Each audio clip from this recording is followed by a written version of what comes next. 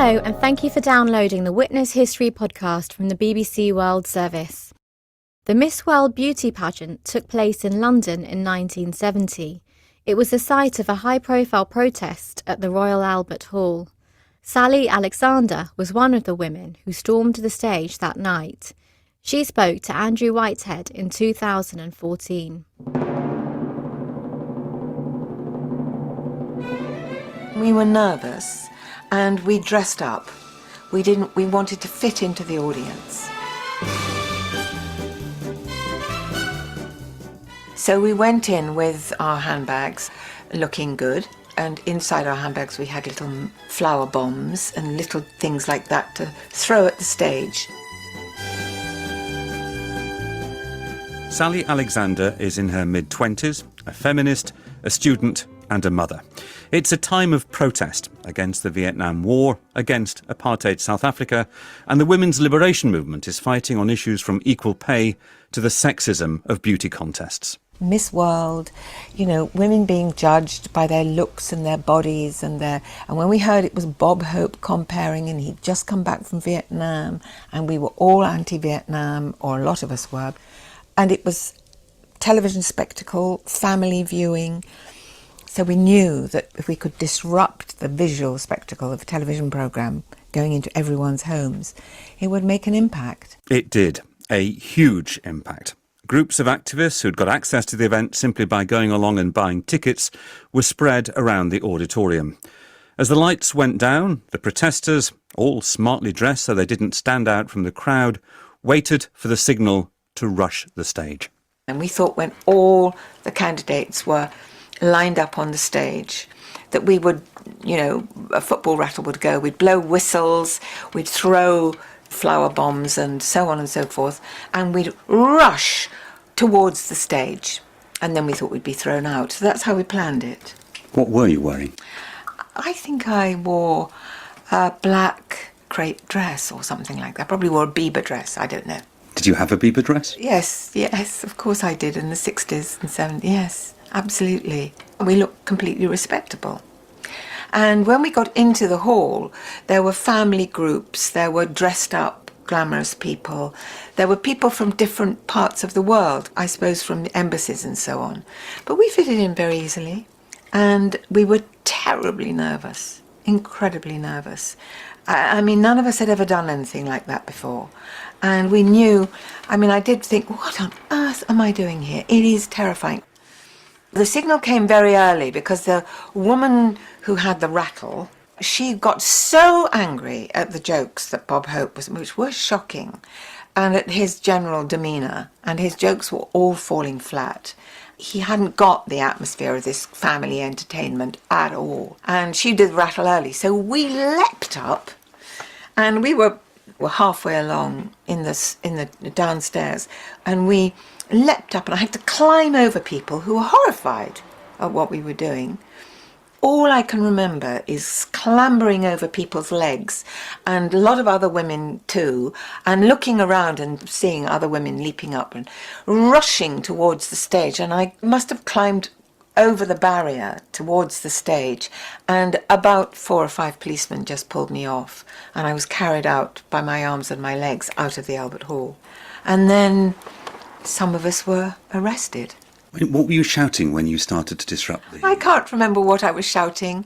I was probably shouting, we're not beautiful, we're not ugly, we're angry. But I was certainly determined to get onto that stage and disrupt. It's a very strange thing that happens to you when you enter into a crowd of people and you become part of a demonstration. We had prepared for it. It wasn't that I didn't know what I was doing. But your fear goes, and you're just driven by the adrenaline of the moment. Shame on you all! You're degrading yourselves! We demand the right to enter Bathy in the world. Police and security guards were well prepared. They'd been expecting protests. But as the women threw flower bombs, blew whistles and shouted slogans, the main compere, the American comedian Bob Hope, abruptly left the stage. He came back a few minutes later declaring, "This is a nice conditioning course for Vietnam," where he'd entertained US troops, and then exclaiming, "Anyone who tries to break up a wonderful affair like this has got to be on some kind of dope." After the protesters had been ejected, the pageant carried on. The winner was from the Caribbean island of Grenada, whose Prime Minister was on the judging panel. Sally Alexander insists the protest was never directed at the women contestants, but at the people profiting from the event. We thought about the contestants all the way through. We knew why those women were wanting to be Miss World. It was an entree into education. You won a lot of money. You might win a modelling career. And in fact, the Miss World, Miss Grenada, she had a very distinguished career as a diplomat. We had no quarrel with the contestants. Our argument was with, why do you have to be beautiful and, looked at like this before you get noticed as a woman?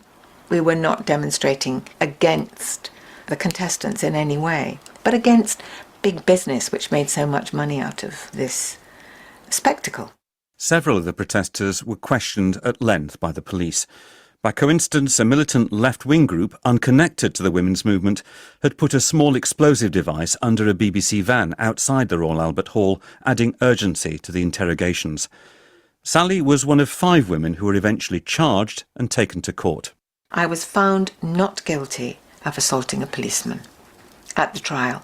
The policeman, who was a very nice policeman, I have to say, as I got to know him through several days of the trial much later, it said that I'd stubbed a cigarette out on his hand, which I probably did.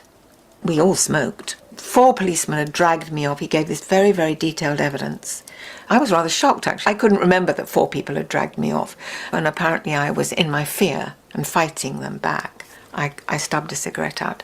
But the magistrate gave me the benefit of the doubt, and he thought it was not assault with intent. So I got off, but I got her suspended. I got a warning, and it was not a good thing to have happened to me. On the other hand, the demonstration had more than achieved its original aims. It remains one of the most high-profile protests ever staged by the women's liberation movement. We were absolutely astonished. We were exhilarated by the demonstration and exhilarated by its success. But of course we hadn't seen it on the telly, so the phone calls and all the newspapers were covered with it. And yes, we were excited, but we were also frightened. When you look back on that moment now, it's more than 40 years later, almost 45 years later, are you proud? I am proud of it, of the Miss World demonstration, but I'm proud of so much of what we did. And I do see Miss World as one of the most spectacular of consciousness-raising episodes, if you like. I mean, it did leave its mark. But it was one evening. It was one event among so much years and years of hard work and campaigning in other respects that it's odd to me still that it's remembered. Sally Alexander was speaking to Andrew Whitehead in 2014.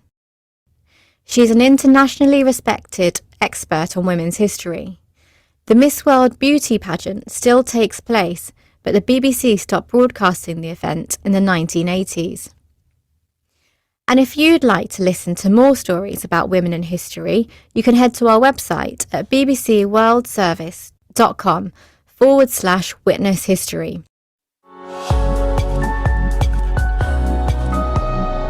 Hello, and thank you for downloading the Witness History podcast from the BBC World Service.